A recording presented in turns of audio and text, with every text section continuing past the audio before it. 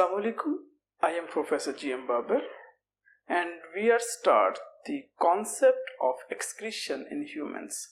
हमने इंसान में एक्सक्रीटरी सिस्टम को देखा, हमने किडनी को देखा, हमने नेफ्रॉन को देखा, फिर हमने नेफ्रॉन की एनाटॉमी और फिजियोलॉजी को देखा, कॉन्ट्रकरेंट मल्टीप्लायर नाम के कॉन्सेप्ट को सीखा। आज हम पढ़ने जा रहे हैं कि क्या किडनी फेलियर हो सकता है और रेनल फेलियर। किडनी फेलियर से मुराद होता है कि जो किडनी है उसका अपना प्रॉपर काम ना कर पाना। किडनी के काम में हमने नेफ्रॉन के काम को देखा था।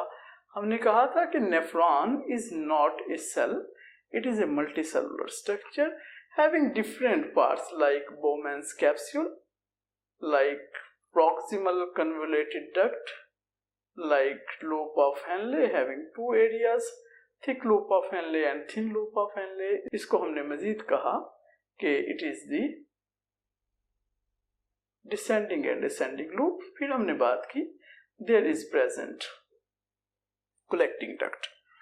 एक्चुअली होता क्या है, जो ब्लड वेसल्स हैं, हमने कहा कि जो आर्टरी है वो आर्ट्रियोल में तकसीम होती है और आर्ट्रियोल एफेरेंट आर्ट्रियोल के तौर पर दाखिल हो जाता है इनटू दी ग्लोमेरुलस।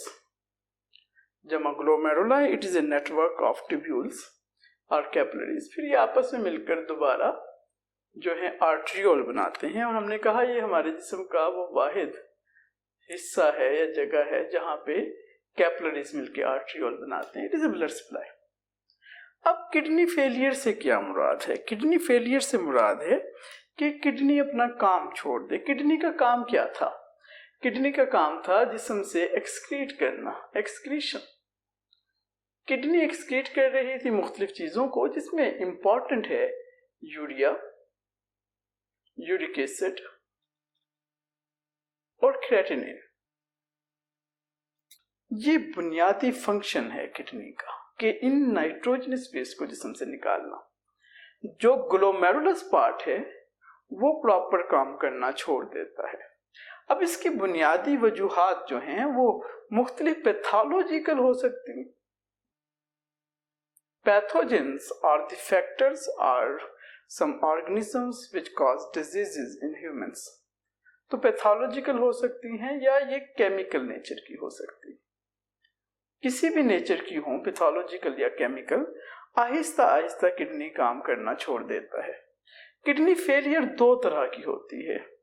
एक को हम कहते हैं क्रोनिक किडनी फेलियर। इसमें बतदरीज ग्रेजुअली किडनी जो है वो प्रॉपर फंक्शन करना छोड़ देती है और एट द एंड वो जो ये बुनियादी मकसद है उसका, जिस्म से यूरिया, यूरिक एसिड, क्रेटिनाइन और दूसरे नाइट्रोजनस वेस्ट को निकालना, वो नहीं कर पाती। दूसरा हमारी तरह एक्यूट किडनी फेलियर भी हो सकता है। क्रोनिक किडनी फेलियर या एक्यूट किडनी फेलियर एंड करता है एट यूरीमा। यूरीमिया या यूरीमा क्या होता है? It is and stage kidney failure. अब किडनी बिल्कुल काम करना छोड़ देगा। अगर किडनी ने काम करना छोड़ दिया तो जिस्म से इन नाइट्रोजनस वेस्ट को हम रिमूव करते हैं और इसके रिमूव करने के प्रोसेस को डायलिसिस कहते हैं।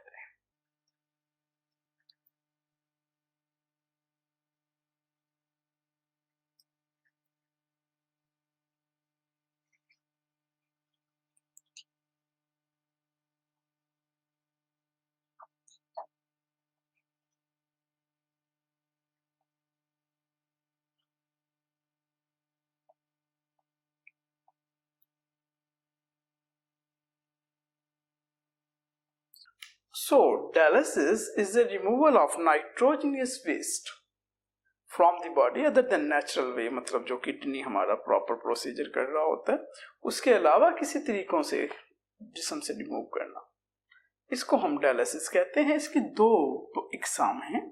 One is called as peritoneal dialysis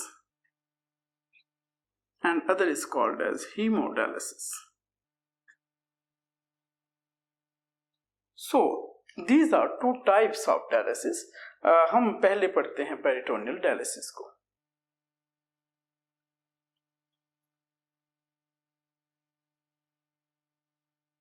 peritoneal dialysis. Peritoneal dialysis समझने के लिए हमें पता होना चाहिए there is a membrane called as peritoneal membrane. और ये पेरिटोनियल मेम्ब्रेन है कहाँ पे?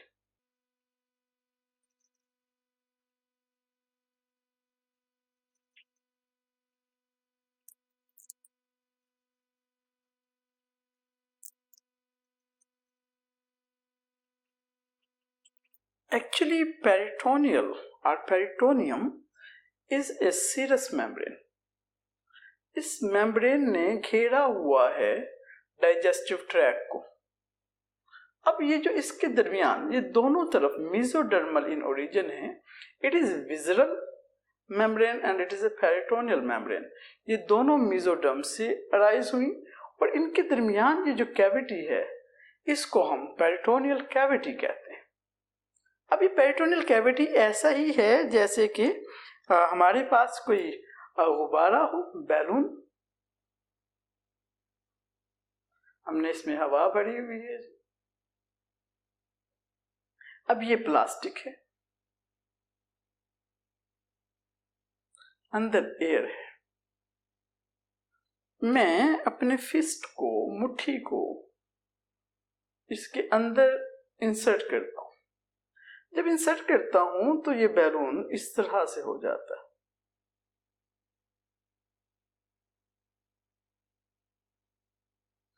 अब अगर हमें देखा जाए, हमसे पूछा जाए क्या हमारा फिस्ट, हमारी मुट्ठी इस गुब्बारे के अंदर है, तो जवाब होगा नो, ये गुब्बारे के अंदर नहीं है। Here is air, here is plastic and here is also plastic. ये प्लास्टिक है जिसने हमारे इस फिस्ट को घेरा हुआ है। हम इसको थोड़ा सा एक्सपेरिमेंटल देखते हैं। मेरे पास ये एक बैलून है, गुब्बारा है। अब ये इसकी प्लास्टिक है और इसके अंदर एयर है। गुब्बारे का साइज क्योंकि थोड़ा सा छोटा है तो फिस्ट वाला एक्सपेरिमेंट नहीं कर सकता। मेरे पास ये इंक पॉट है। मैं जब इसको इसके अंदर धकेलता हूं तो आप देख सकते हैं कि इसने ये गुब्बारे के अंदर चला गया है, लेकिन इसके हर तरफ यही प्लास्टिक मौजूद है। So same with the peritoneal cavity, कि जो डाइजेस्टिव ट्रैक है वो इसके अंदर इस तरह से है कि पेरिटोनियम ने इसको घेरा हुआ है लेकिन प्लास्टिक ने। इसी तरह से मेसोडर्मल सेल्स ने इस डाइजेस्टिव ट्रैक को इस तरह से घेर लिया और इसके अंदर ये कैविटी है। This one is a cavity, जो इसके अंदर कैविटी है। हम जो डायलिसिस फ्लूइड इंसर्ट करते हैं इस कैविटी के अंदर इंसर्ट करते हैं।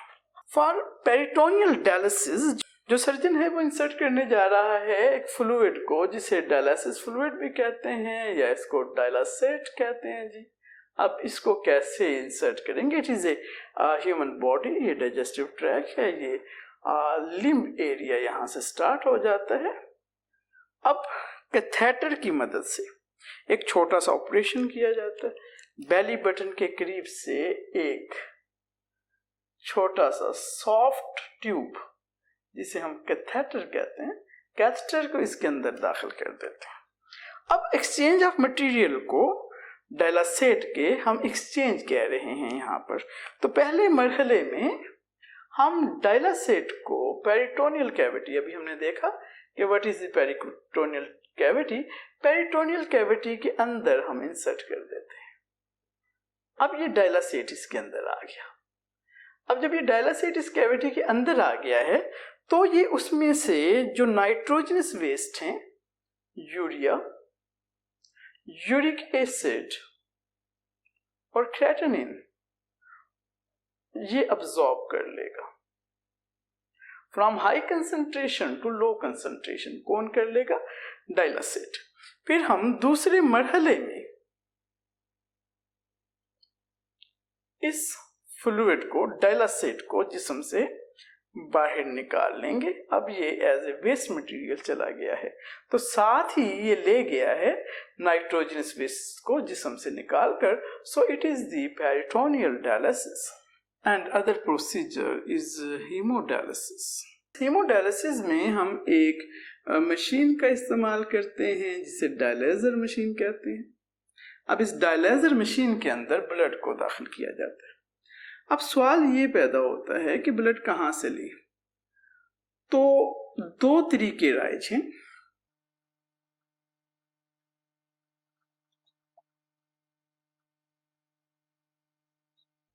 दो तरीके से हम ब्लड को जिस्म से निकालते हैं। एक को हम कहते हैं arteriovenous graft and other is called as arteriovenous fistula. हम दोनों प्रोसीजर को देख लेते हैं कि हमारी ये आम है जी। ये डॉक्टर साहब जो हैं चंद हफ्ते पहले या बाज़ दफ़ा चंद माह पहले ये प्रोसीजर करते हैं कि वो देख लेते हैं कि ये पेशेंट अब प्रॉपर डायलिसिस की तरफ नहीं जा रहा। तो अब ये जो रेड वन हम देख रहे हैं, these are the arteries and blue one are the veins. तो एक हल्के से ऑपरेशन के जरिए यहाँ पर कट लगाया जाता है और एक सॉफ्ट ट्यूब की मदद से दो चीजों को हम मिला देते हैं। One is artery and other is when.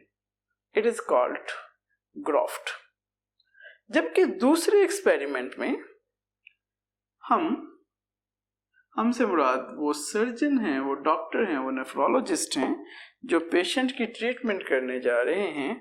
वो एक जंक्शन बनाते हैं between the arteries and veins. वो एक जंक्शन बनाने के लिए एक ऑपरेशन करते हैं छोटा सा, और कहीं पर आर्टरी को वेन से मिला देते हैं कि ये एक वेन है, इस वेन को मिला दिया है विद द आर्टरी।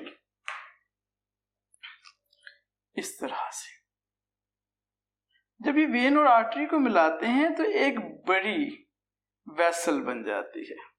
इस वेसल को फिस्टुला या फिस्टुला का नाम दिया जाता है। अब ये जो वेन और आर्टरी मिलकर एक बड़ा वेसल बन गया, एक बड़ी नाली बन गई, इसे हम फिस्टुला कहते हैं।